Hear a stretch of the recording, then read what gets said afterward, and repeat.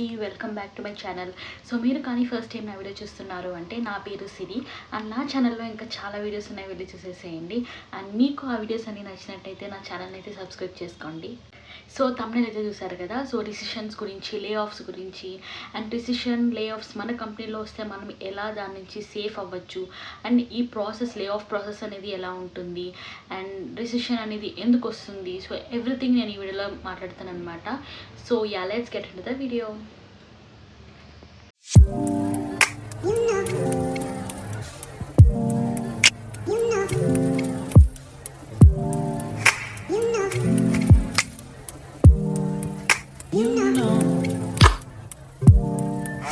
Firstly recession అంటే ఏంటి? So recession అంటే ఒక కంపెనీ యొక్క ఎకనామీ అనేది పడిపోవడం అనమాట.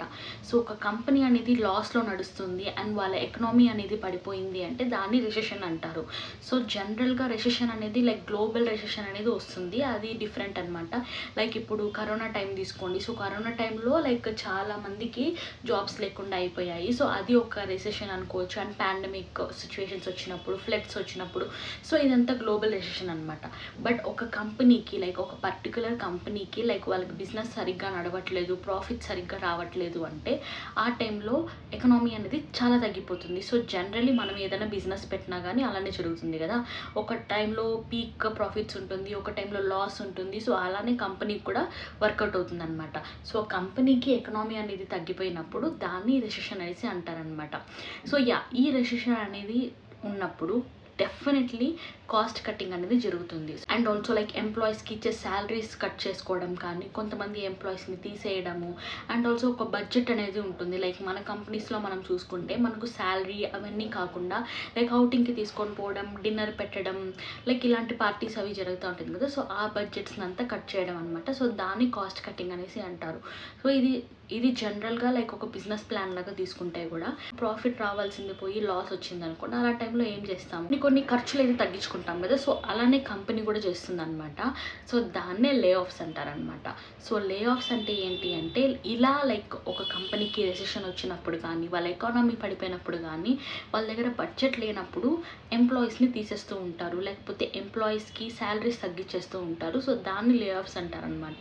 ఇలా లే ఆఫ్స్ వచ్చినప్పుడు లైక్ కొన్ని కంపెనీస్ ఏం చేస్తాయంటే ప్రాపర్ మీటింగ్ పెట్టి లైక్ వాళ్ళతో డిస్కస్ చేసేసి తీసేస్తారనమాట. బట్ కొన్ని కంపెనీస్ అయితే ఉంటుంది అస్సలు రీజన్ చెప్పకుండా వెంటనే వాళ్ళని తీసేస్తారనమాట కంపెనీలో నుంచి.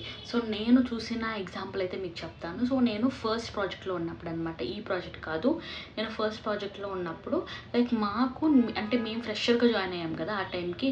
సో మాకు కేటీ ఇవ్వడానికి ఒక లీడ్ అయితే ఉన్నారు. సో ఆయన అయితే లైక్ ఆల్మోస్ట్ ఒక 7-8 ఇయర్స్ నుంచి ఉన్నట్టున్నారనమాట. సో తనైతే టీమ్ లీడ్ అనమాట. సో ఆ టీమ్ లీడ్ అయితే మాకు కేటీ సెషన్స్ ఇస్తూ ఉన్నాడు. సో జనరల్గా లైక్ రోజు మాకు కేటీ సెషన్స్ జరుగుతూ ఉండేది, కాల్ షెడ్యూల్ అవుతూ ఉంటుంది. So it was fine. ఈ పీజీలో నేను వీడియో చేయాలంటే అస్సలు అవ్వదు ఫ్రెండ్స్. నేను అందుకే చాలా ఆలోచిస్తాను. నాకు ఇంకా ప్లేస్ ఎక్కడ లేదు వీడియో చేయాలన్నా కానీ. చూసారు కదా ఈ సౌండ్స్, అమ్మో, నేను మైక్ యూస్ చేసినా కానీ సేమ్ సౌండ్సే వస్తుంటుంది. చూద్దాం. సో అలా రోజు మేము కాంటాక్ట్ అయ్యే వాళ్ళం అనమాట. సో ఆయనకి 3 మెంబర్స్ని అసైన్ చేశారు. సో మేము 3 మెంబర్స్ డైలీ ఆయనకి రిపోర్ట్ చేయాలి అండ్ డైలీ ఆ కేటీ సెషన్ అయితే అటెండ్ అవ్వాలన్నమాట. సో ఏమైందంటే సడన్గా లైక్ అట్లీస్ట్ ఒక ప్రాపర్ సెండ్ ఆఫ్ కూడా లేదు ఆయనకి. సో సడన్గా ఒకరోజు ఏం చెప్పారంటే, మీకు నేను నా దగ్గర ఉన్న డాక్యుమెంట్స్ అంతా మీకు పంపిస్తాను, because tomorrow is my last working day అని చెప్పారు. సో యా, బికాజ్ అంటే ఇంతకు ముందే ఆయన లీవ్ అవ్వాలి అనుకుంటే అట్లీస్ట్ ఒక న్యూస్ అన్న వచ్చేదనమాట, సర్క్యులేట్ అయ్యేది టీంలో. బట్ అసలు ఏం ప్రాపర్గా మాకు అస్సలు తెలీదు తను లీవ్ అవుతున్నారు అనేసి. టుమారో తనకి లాస్ట్ వర్కింగ్ డే అని చెప్పారనమాట. మాకు షాక్ అసలు. ఏంది అంటే కొంచెం ఏమంటారంటే లైక్ టీమ్ లీడే కానీ తను ఏజ్ తక్కువే అనమాట, లైక్ బిలో 28-27 ఆ రేంజ్లో ఉంటుంది ఏజ్ అయితే. సో తను చాలా షేర్ చేసుకునేవాడు ప్రాజెక్ట్ గురించి కానీ, ఎలా ఏం జరుగుతుంది అని చెప్పేసి. బట్ ఈ విషయం అయితే మాకు అసలు తెలియలేదు. ఎందుకు సడన్గా రేపు మీకు ఇచ్చేసారు లాస్ట్ వర్కింగ్ డే అని చెప్తే లైక్ తెలీదు, కంపెనీ లైక్ ప్రాజెక్ట్ బడ్జెట్ లేదని చెప్పి అది ఇది అని చెప్పేసి ఇంకా ఆయనకి ఫార్మల్గా ఒక మీటింగ్ అయితే పెట్టేసి అసలు డిస్కషన్ ఏం లేదు, శాలరీ డిస్కషన్ కానీ నెగోషియేషన్ కానీ ఏమీ లేకుండా tomorrow is your last day అన్నట్టు చెప్పేశారనమాట. సో అది చాలా లైక్ బ్యాడ్ అనిపిస్తుంది. లైక్ అందరికీ ఈ సిచ్యువేషన్ అవుతుంది అని కాదు, లైక్ రేర్ కేసెస్లో జరుగుతుంది అనమాట. సో ఇంకొంతమందికి ఎలా అవుతుంది అంటే లైక్ ఆఫర్ అనేది ఇస్తారనమాట. లైక్ మీకు ఒక 3-4 మంత్స్ ఆఫ్ శాలరీ మీకు ఇస్తాము. సో మీరు రిజైన్ చేసేసి వెళ్ళిపోండి అని చెప్పేసి. నేను చెప్పాను కదా ఇంతకుముందు టీమ్ లీడ్ అని చెప్పేసి కూడా. ఆయనకైతే 8 మంత్స్ ఆఫ్ శాలరీ ఇచ్చారంట కాంపెన్సేషన్ కింద. సో ఇట్ ఈస్ గుడ్ అనిపిస్తుంది. బట్ ఎందుకంటే వాళ్ళు టీమ్ లీడ్ పొజిషన్లో ఉన్నారు కాబట్టి 7-8 ఇయర్స్ ఎక్స్పీరియన్స్ ఉంది కాబట్టి వాళ్ళకి అంత కాంపెన్సేషన్ వస్తుంది.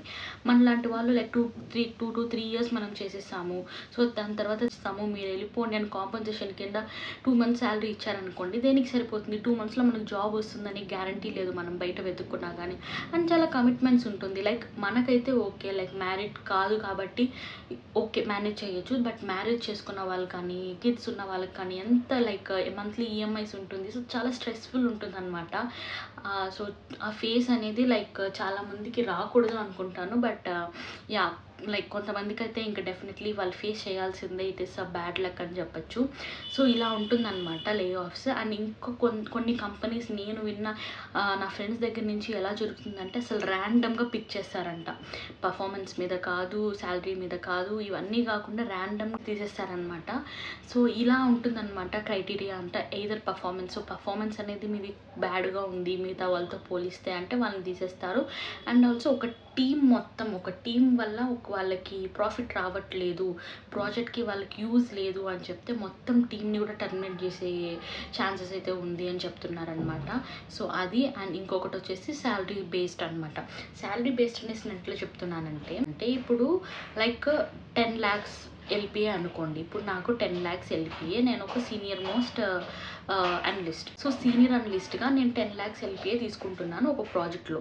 అదే బయట నుంచి ఒక ఫ్రెషర్ అయితే వస్తున్నారు. సో ఆ ఫ్రెషర్ అయితే తనకి ఒక 1 or 2 years ఎక్స్పీరియన్స్ ఉంది.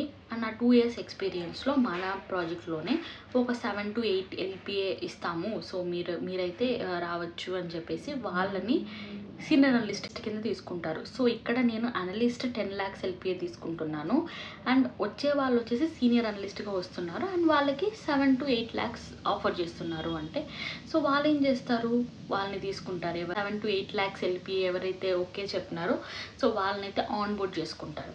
సో ఇక్కడ సేమ్ వర్క్ నేను తను చేస్తున్నాం, బట్ నా ప్యాకేజ్ ఎక్కువ కాబట్టి డెఫినెట్లీ ఏం చేస్తారు, ఈమెకి 10 lakhs ఇవ్వడం ఎందుకు, తినకే 6 lakhs 7 lakhs 8 lakhs అలా ఇచ్చేసి తిన వర్క్ కూడా తిన దగ్గర చేయించుకుంటే అయిపోతుంది కదా అనేసి. సో నేను వాళ్ళకి అవసరం ఉండదన్నమాట. సో నన్ను టర్మినేట్ చేసేస్తారు. సో అలా వర్క్ అవుతుంది. నేనైతే చాలా చూశానమాట అలాంటివి ప్రాజెక్ట్స్లో, మా కంపెనీలో అయితే మా కొలీగ్స్ దగ్గర జరిగినాయి అనమాట. నేనైతే చాలా చూస్తాను ఈ ఎగ్జాక్ట్ సిచ్యువేషన్స్ అయితే. సో ఎక్కువ శాలరీ డ్రా చేసుకునే వాళ్ళకి కూడా థ్రెట్టే అనమాట. సో ఇలా ఉంటుందన్నమాట మొత్తం లే ఆఫ్స్, రిసెషన్ అనేది. సో ఎవరి చేతుల్లో లేదు. అండ్ మనం కంపెనీని కూడా బ్లేమ్ చేయలేము, బికాస్ ప్రాఫిట్ లేకుండా వాళ్ళు కూడా ఎక్కడి నుంచి తెచ్చిస్తారు మనకి. సో మనకు కూడా బిజినెస్ ఏదైనా లాస్ అయినప్పుడు, డబ్బులు లేనప్పుడు లైక్ మనం కూడా ఏం చేయగలుగుతాం, ఏం చేయలేం కదా. So it is just a flow. Software ఇండస్ట్రీలో ఫ్లో అనేది ఉంటుంది. సో రిసెషన్ ఉంటుంది, లే ఆఫ్స్ ఉంటుంది, హైరింగ్ ఒక పక్క జరుగుతూ ఉంటుంది. సో ఇప్పుడు చూసారు కదా, ఒక పక్క లే ఆఫ్స్ జరుగుతూ ఉన్నా కానీ హైరింగ్ అనేది ఆపరనమాట. ఎందుకంటే హైరింగ్లో తక్కువ శాలరీకి ఎవరు ఎక్కువ వర్క్ చేస్తారో సో వాళ్ళని పిక్ చేసుకునే దాంట్లో ఉంటారు. So that is also another strategy అనమాట. సో ఇదే అనమాట మొత్తం రిసెషన్ గురించి, లే ఆఫ్స్ గురించి మొత్తం. అండ్ ఈ రిసెషన్ అండ్ లే ఆఫ్స్ నుంచి మనం ఎలా తప్పించుకోవాలి అంటే, ప్రాక్టికల్గా చెప్పాలి అంటే మన చేతిలో ఏం లేదు. Everything is under our manager hands, leads hands. So company మొత్తం ఇంకా వాళ్ళ మీద డిపెండ్ అయి ఉంటుందన్నమాట. బట్ స్టిల్ మనం ఏం చేయాలి అంటే కంపెనీతో ఎక్కువ అటాచ్డ్గా ఉండకూడదు. లైక్ ఈ కంపెనీ లేకపోతే నాకు బయట జాబ్ రాదేమో, నేను ఎలా బయట జాబ్ సెర్చ్ చేసుకోవాలి అనే మైండ్ సెట్ ఉండకూడదు. తీసేసినా కానీ వెంటనే మనము వేరే ఇంటర్వ్యూకి క్రాక్ చేసే అంత కెపాసిటీ మనకు ఉండాలి. అండ్ ఫేస్ చేయాలి ఇంటర్వ్యూస్ అనేది. ఫస్ట్ ఇంటర్వ్యూలో సెలెక్ట్ అవ్వలేదా, ఓకే, సెకండ్, థర్డ్, ఫోర్త్. నాకు తెలిసిన ఫ్రెండ్స్ ఉన్నారు లైక్ 14-15 ఇంటర్వ్యూస్ ఇచ్చి 16th ఇంటర్వ్యూకి సెలెక్ట్ అవుతారనమాట. సో వాళ్ళని వెళ్ళి నేను అడుగుతాను, లైక్ మీరు ఇన్ని ఇంటర్వ్యూస్ మీరు తీసుకున్నా కానీ మీకు జాబ్ రావట్లేదు అన్నప్పుడు ఎలా మీకు అంత హోప్ ఉంటుంది అంటే వాళ్ళు ఒకటే అంటారు, మేము ఇంటర్వ్యూలు ఇచ్చేది దేనికంటే మా కెపాసిటీ ఏంటో మేము తెలుసుకోవడానికి ఇంటర్వ్యూలు ఇస్తున్నాము అనేసి. సో అది కూడా కరెక్టే అనిపించింది. మనం ఒక ఇంటర్వ్యూ ఇస్తేనే కదా మన కెపాసిటీ ఏంటి, మనం ఏం నేర్చుకోవాలి, మనం దేంట్లో ల్యాక్ అవుతున్నాము అనేది తెలుస్తుంది. సో ఒక ఇంటర్వ్యూ ఇచ్చి మనల్ని వాళ్ళు తీసుకోవట్లేదు అంటే మనము బాధపడాల్సిన అవసరం లేదు. సో దాని నుంచి మనకి ఏం తెలియట్లేదు, సో మనం ఏం నేర్చుకోవాలి అనేది లైక్ తెలుస్తుందనమాట. సో అది ఎప్పుడు కానీ ఇంటర్వ్యూస్కి ప్రిపేర్డ్గా ఉండాలి. అండ్ సెకండ్ వన్ ఏంటి అంటే, ఇది ఎవరు ఒప్పుకున్నా ఒప్పుకోకపోయినా కానీ ఇది ఫ్యాక్ట్. ప్రతి ఒక్క కంపెనీలో నడిచేది ఇది ఫ్యాక్ట్ అనమాట.